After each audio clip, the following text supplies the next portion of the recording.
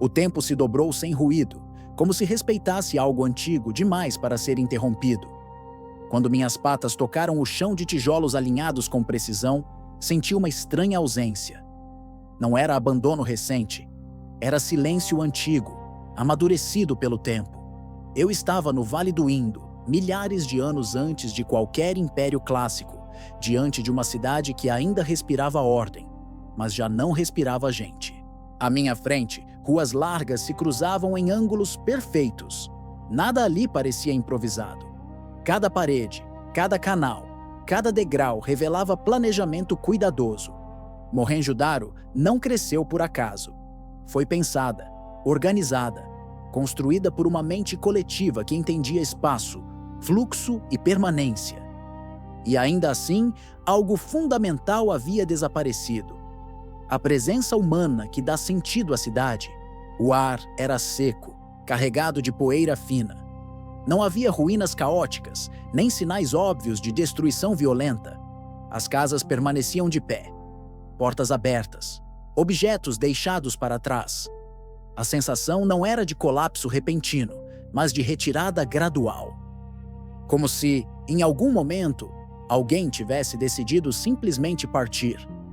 Em silêncio, sem deixar aviso, caminhei por pátios internos, observei poços cuidadosamente escavados, escadas que levavam a andares agora vazios. Tudo indicava uma vida urbana avançada, funcional, estável. Essa civilização conhecia conforto, higiene e organização muito antes de muitas outras que ainda seriam celebradas pela história. E, no entanto, ninguém cantava seus nomes. Nenhum templo monumental se erguia acima das casas. Nenhum palácio dominava o horizonte. Não havia estátuas de reis, nem inscrições exaltando conquistas. Aquela ausência me chamou a atenção. Era uma sociedade que não parecia interessada em eternizar governantes, mas em sustentar o coletivo. E talvez isso explique por que seu fim não foi marcado por glória ou tragédia espetacular. Ali, diante de ruas silenciosas e casas vazias, compreendi que estava prestes a testemunhar algo raro na história humana. Não a queda violenta de uma civilização, mas o seu esvaziamento. Um desaparecimento que não deixou heróis, vilões ou batalhas finais. Apenas perguntas. O Vale do Indo abrigou uma das maiores civilizações do mundo antigo, florescendo por volta de 2.600 anos antes de Cristo. Mohenjo-Daro, Harappa e outras cidades formavam uma rede urbana vasta, conectada por comércio, padronização e conhecimento técnico impressionante. Nada ali parecia primitivo, pelo contrário, era um sistema sofisticado, silenciosamente eficiente. As casas seguiam padrões semelhantes. Os tijolos tinham medidas padronizadas, uniformidade que revela controle de qualidade. Os sistemas de drenagem levavam água usada para fora das cidades com eficiência surpreendente. Banheiros domésticos existiam em grande parte das residências. Essa sociedade entendia higiene, infraestrutura e planejamento urbano em um nível que só seria redescoberto milênios depois. Não encontrei muralhas defensivas imponentes ou arsenais de armas. Isso sugeria uma sociedade que não vivia sob ameaça de guerra constante. Ao invés disso, encontrei armazéns, selos comerciais, pesos padronizados.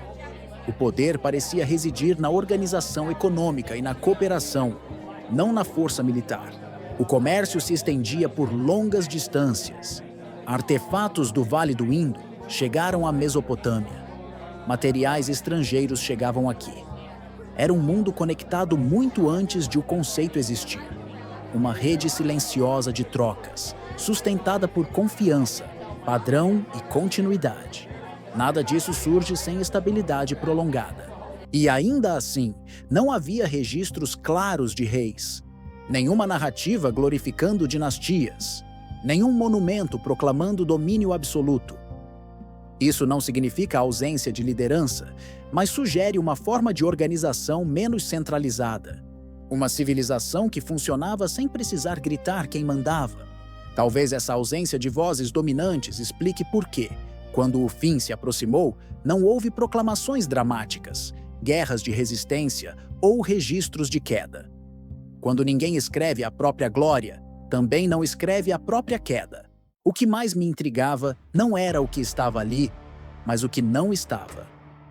Não havia cemitérios massivos indicando epidemias devastadoras.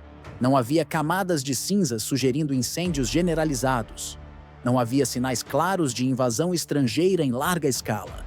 A cidade não havia sido destruída, apenas esvaziada. Historiadores e arqueólogos procuraram desesperadamente por uma explicação simples. Sempre buscamos finais claros. Guerras, conquistas, catástrofes súbitas. Mas o Vale do Indo se recusa a oferecer esse conforto narrativo. Ele não caiu de forma dramática. Ele se dissolveu lentamente. Não encontrei inscrições longas explicando decisões políticas. A escrita do Vale do Indo permanece indecifrada até hoje. Selos pequenos, símbolos repetidos, mensagens curtas que não revelam mitos fundadores, nem registros históricos claros. A voz dessa civilização se perdeu antes que pudéssemos entendê-la. Sem textos, restam apenas vestígios materiais. E os vestígios contam uma história estranha. Continuidade sem colapso abrupto, mudança sem violência visível. As cidades foram sendo abandonadas aos poucos. A população parece ter migrado, se dispersado, adaptado-se a algo que não deixou marcas espetaculares. Isso incomoda porque desafia a forma como contamos história. Preferimos narrativas de choque. Mas aqui, o silêncio domina. Um silêncio que não grita derrota, mas sugere escolha, necessidade ou adaptação. Algo mudou no mundo ao redor dessas cidades. E elas responderam com movimento, não com espada. Eu caminhava por aquelas ruas, entendendo que nem todo fim precisa ser barulhento. Algumas civilizações não morrem, apenas mudam de forma, espalham-se e deixam para trás apenas perguntas. O rio Indo era a espinha dorsal dessa civilização, mas rios não são constantes. Eles mudam de curso, secam, transbordam. Para pesquisadores contemporâneos, evidências sugerem que mudanças climáticas graduais alteraram o comportamento dos rios que sustentavam aquelas cidades. Onde havia água previsível, passou a haver incerteza. Alguns cursos d'água secaram lentamente. Outros se tornaram instáveis demais para sustentar a agricultura contínua. As monções, que alimentavam esses rios, começaram a falhar com mais frequência. Para uma civilização profundamente organizada em torno de planejamento e previsibilidade, essa mudança silenciosa teria sido devastadora. Sem água confiável, as bases da vida urbana começam a ruir. Colheitas falham. Comércio enfraquece. Cidades grandes deixam de ser sustentáveis. Não é preciso guerra para destruir um centro urbano. Basta retirar sua razão prática de existir. Aos poucos, populações teriam migrado para regiões mais férteis, mais estáveis. Não como fugitivos em pânico, mas como pessoas tomando decisões racionais diante de um ambiente que já não oferecia segurança. A cidade não foi tomada. Foi deixada para trás. Essa transição provavelmente levou séculos. Tempo suficiente para que ninguém percebesse que estava vivendo o fim de uma era. Quando tudo acontece devagar, raramente reconhecemos o momento histórico em que estamos inseridos. O Vale do Indo não foi vencido por inimigos. Foi redesenhado pela água, pelo clima e pelo tempo. E, diante disso, sua população escolheu adaptar-se, não lutar contra forças maiores que qualquer muralha. Não há nomes gravados em pedra aqui. Nenhum rei lembrado. Nenhum conquistador celebrado. Isso torna essa civilização estranhamente invisível para a história tradicional, que costuma girar em torno de indivíduos extraordinários. O Vale do Indo foi extraordinário justamente por não depender deles. Essa ausência de protagonismo individual torna seu desaparecimento ainda mais silencioso. Não houve líder caído, nem capital saqueada. Apenas famílias deixando suas casas, comunidades se reorganizando, cidades perdendo função pouco a pouco. A falta de monumentos glorificando líderes não significa a ausência de estrutura política. Apenas significa que essa estrutura não buscava a eternidade através da propaganda. Era algo mais efêmero, mais prático, mais invisível. Eu observava aquele mundo, entendendo que nem toda grandeza busca ser lembrada. Algumas apenas funcionam, sustentam vidas e seguem adiante sem exigir reconhecimento eterno. E quando desaparecem, o fazem sem exigir lamento. Essa ideia é desconfortável. Gostamos de acreditar que tudo que é grandioso deixa marcas profundas. Mas o Vale do Indo prova o contrário. Uma civilização pode ser avançada, estável e influente, e ainda assim, desaparecer quase sem rastro narrativo. Ali, entre casas vazias e ruas silenciosas, percebi que a história nem sempre preserva o que foi melhor. Preserva apenas o que gritou mais alto. O desaparecimento do Vale do Indo não gerou mitos épicos nem tragédias cantadas. Gerou silêncio. Um silêncio que atravessou milênios e chegou até mim intacto, desafiando interpretações simples. Talvez essa civilização tenha entendido algo que muitas outras nunca entenderam. Quando o mundo muda, insistir na forma antiga pode ser mais destrutivo do que abandonar estruturas que já não servem. Não encontrei sinais de resistência desesperada. Encontrei sinais de adaptação gradual. Pessoas escolhendo sobreviver de outra forma, em outros lugares, sem a necessidade de defender ruínas vazias de um passado que não retornaria. Esse tipo de decisão raramente é celebrado. Não cria monumentos. Não gera datas comemorativas, mas garante continuidade de vida, mesmo que a forma original da civilização se perca. O Vale do Indo pode não ter deixado reis famosos, mas deixou uma lição profunda. Às vezes, a maior inteligência coletiva é saber quando partir. E talvez por isso, seu fim não tenha sido violento.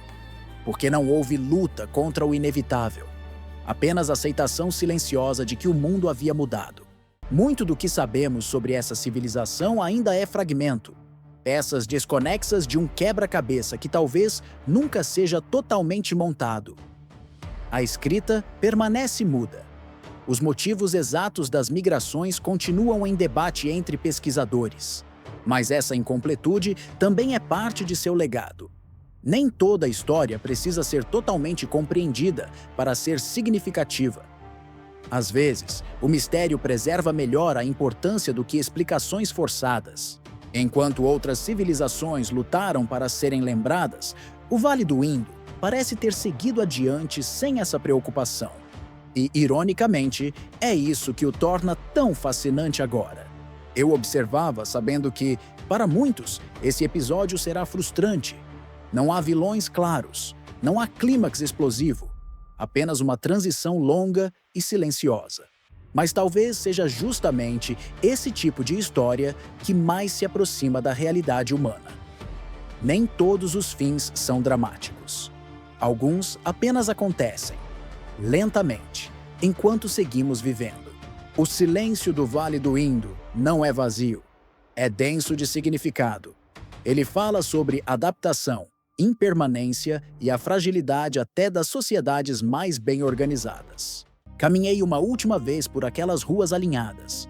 O sol baixo projetava sombras longas, como se o tempo quisesse sublinhar cada detalhe antes de apagar a cena. As cidades do Vale do Indo não foram esquecidas porque falharam. Foram esquecidas porque não deixaram narrativas de poder para serem repetidas. Nenhum texto celebrativo, nenhum monumento reclamando superioridade. Ainda assim, sua influência persiste silenciosamente na ideia de cidade planejada, de infraestrutura funcional, de vida coletiva organizada. Conceitos que moldariam o pensamento urbano futuro. Eles não buscavam dominar o mundo, apenas habitá-lo de forma estável, eficiente, justa. E talvez isso seja mais difícil de alcançar do que conquistar territórios. Eu deixei aquele lugar com a sensação estranha de ter testemunhado não uma queda, mas uma escolha coletiva diante da mudança inevitável.